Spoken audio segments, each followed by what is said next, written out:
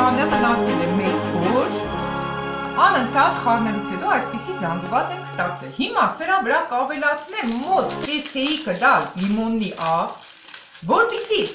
պիսոկը չշարակալվի, ահա, վերջի լիմոնի աղը այստեղ ավելացրինք եւ այս զանգվածը կտեղափոխեմ այսպիսի ամանի մեջ եւ կանցկացնեմ բլենդերով, որպեսզի ինքը ստանանք համասեր զանգված։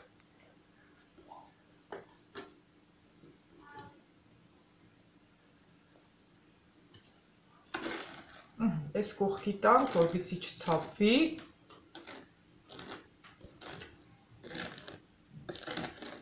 Հավասարակ չափությունը պահենք։ Ահա, այսպիսի աման եմ վերցրել, որպեսզի երբ որ հարեի այս ամանի մեջ բլենդերով, ինքը պարտադիր կտարածեր այս ու այն կողմը, դրա համար էլ այսպիսի ամանի մեջ, հիմա այս կանը կհարեմ եւ տեսեք, վերցրել եմ այնպիսի աման, որ բերան ունենա, հեշտությամբ էլ լցնեմ բանկաների մեջ։ Ահա։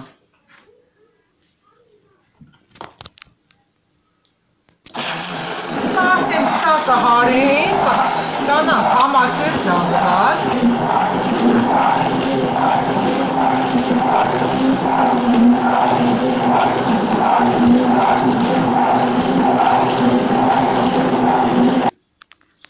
Հիմա տեսեք, բլենդերով բավականին հարեցի, ստացա, տեսեք ինչքան լավ թույլ զանգված։ Կեղևները չեմ հանել, տեսեք ինչպես տեսնում եք, կեղևները ընդհանրապես չեմ հանել։ Ահա, եթե դուք ուզում եք, կարող եք հանել կեղևները, բայց ինձ թվում է, որ ոչ մի բանին չի խանգարի, որ մի փոքր այսպիսի սև կեդիկներ մնան մեջը։ Իսկ եթե դուք չեք գտնում, որ կեդիկներ պետք է մնա մեջը, ապա կարող եք հենց սկզբից կեղևները հեռացնել, նոր 1 կիլոգրամի վրա լցնեք 2 կիլոգրամ պեսոկ, թողնեք 1 օր ընթացքում անընդհատ խառնեք եւ հետո նոր անցկացնեք բլենդերով, մեջը լցնելով նաեւ կիտրոնի աղ։ Այսպիսով հիմա սա արեցի, կտեղափոխեմ բանկաների մեջ։ Հետո նոր սա էլ արդեն կանեմ, ինքը ստացվավ բաց, գեղեցիկ գույն։ Հիմա արդեն ես կլցնեմ ռեզբով բանկաների մեջ, տեսեք ինքը փոքրիկ բանկաներ, նախորդ արդեն լվացրել եմ, կրիշկեկը լվացրել եմ, եռացրած ջրով չեմ լվացրել, ես ասեմ, ես ինքս էլ եմ առաջին անգամ պատրաստում այս տարբերակով, Եվ ասեմ, որ իմ մորաքույրս է սա ասել իմ Երևանից, թող Աստված օգնի իրեն այս լավ բաղադրատոմսի համար, ուրեմն այս տարբերակով ինքս առաջի անգամ եմ պատրաստում, ես 1 բանկան հենց այսպես պետք է պահարանի մեջ տնեմ, որպեսզի տեսնեմ այս վիճակում կթթվի, թե ոչ, նրան, որովհետև բացատրել եմ, որ ընդհանրապես չի թթվի, իսկ մնացածը ես կտնեմ այսպես բանկայով սառնարանում,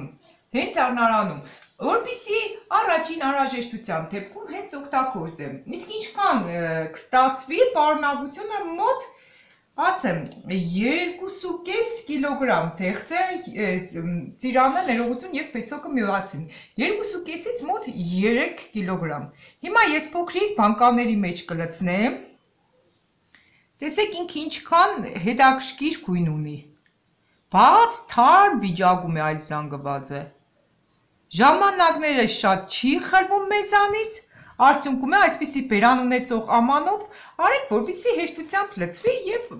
շատ այս ու այն կողմը չկեղտոտվի, ահա,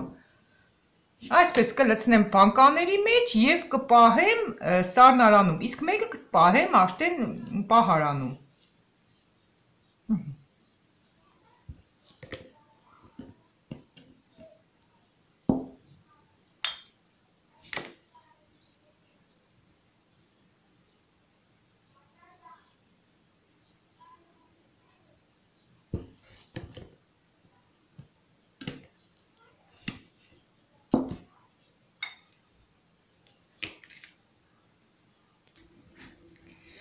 Սիրելի բաժանորդներ, ուրեմն ես ստացա այս կանը, 1 հատ, սա 750 գրամ է, 850 գրամ է և 2,